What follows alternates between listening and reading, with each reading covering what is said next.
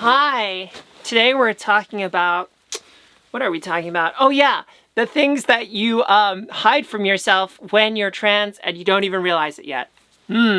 Juicy topic. First question I'll ask is, why are you watching this video? What kind of thoughts are you having? And this is probably some of the stuff that you might want to dig into to reflect a little bit about your own experience. Because I'll say, as an indicator, that could be a leading indicator, if you're even thinking about your gender and questioning it, that seems like a yellow flag that's worth investigating and looking into more.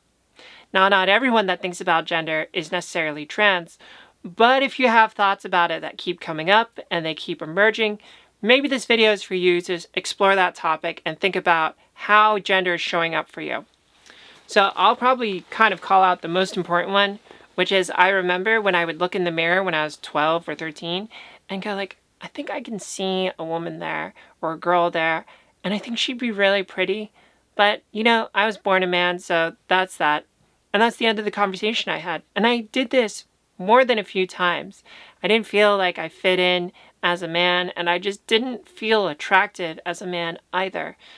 And I had low confidence about my appearance, which I think still carries over today and I'm working through.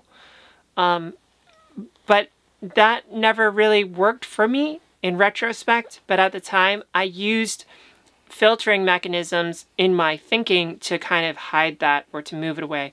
Oh, well, but that's great, but I was born this way, and so that's the end of that conversation. Or everyone has these kinds of thoughts when they're growing up, right? Like, this is a normal thing. It's not. And if you've normalized your own thinking around gender and questioning it, then that sounds like a coping mechanism to not asking the fundamental question of, are you transgender?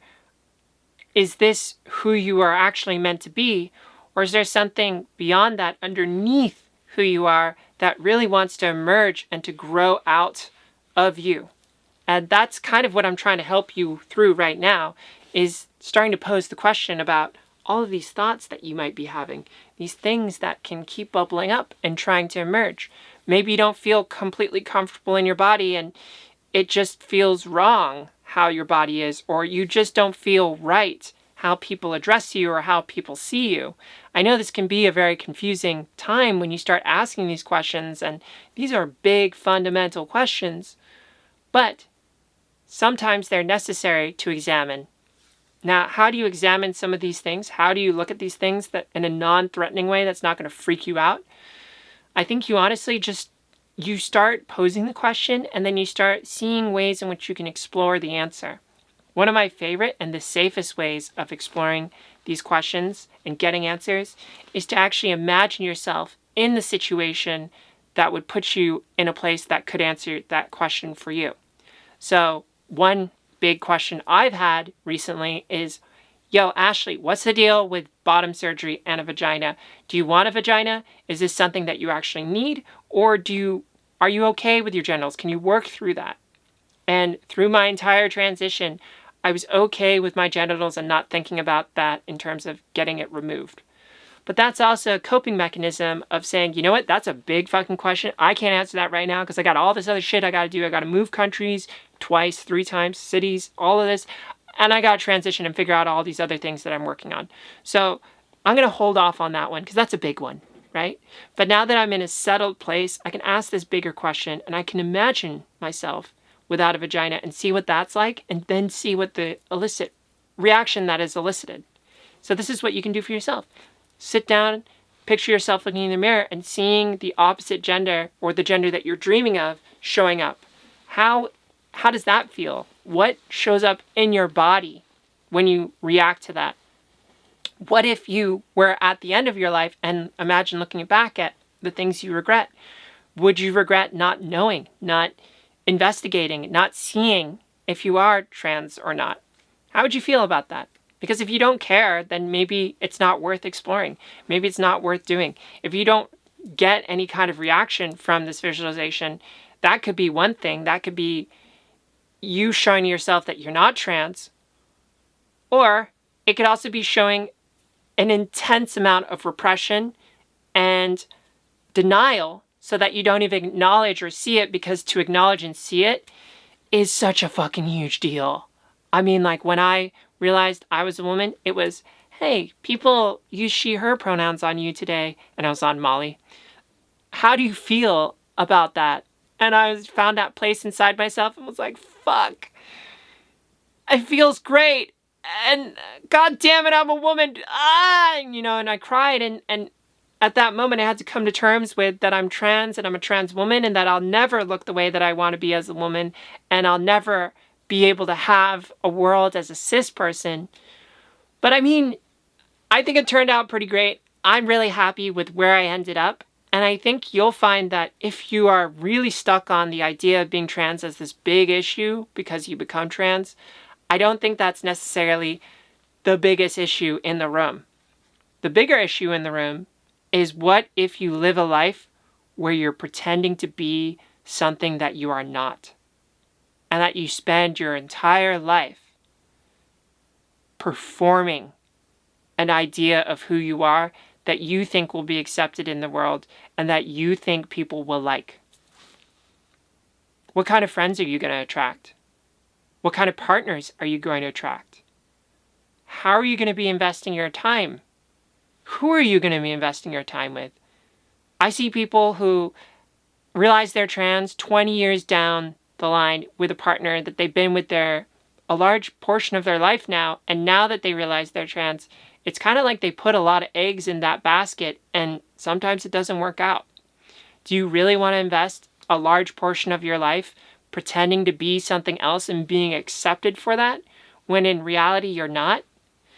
One of the things I really hate about pretending is that you start to believe what you're pretending, and then you start to feel an imposter syndrome of what you're pretending to be, and then you start to feel guilty for being inauthentic because you're pretending to be something. And then once you start feeling guilty for being inauthentic, you start to repress your own sense of self and believe that you're inauthentic, judge yourself for that, and then you start to have all sorts of thoughts and feelings that are no longer authentic because you've lost yourself in your ability to think authentically, since you've conditioned yourself to think inauthentically. Because back to the main point, it's too much to handle the idea of showing up authentically. It's too much of a threat to be authentic. And so the best way to deal with that is to deny that you are being inauthentic and to believe that your inauthenticness is authentic. That's quite a trippy way of being, but I'll sure as hell tell you, I think a lot of trans people go through this. They think they're being authentic because they have bought into the idea of performing their gender. I certainly have. By the end of my male career,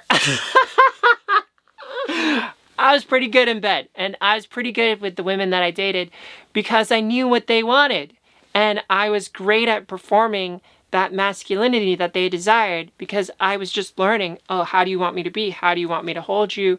How do you want me to talk? How do you want me to be the rock in this relationship? And it's such a fucking relief not to have to do that anymore. I get to find the rock in my relationship. Just thinking about dick right now, I am so fucking horny, Jesus.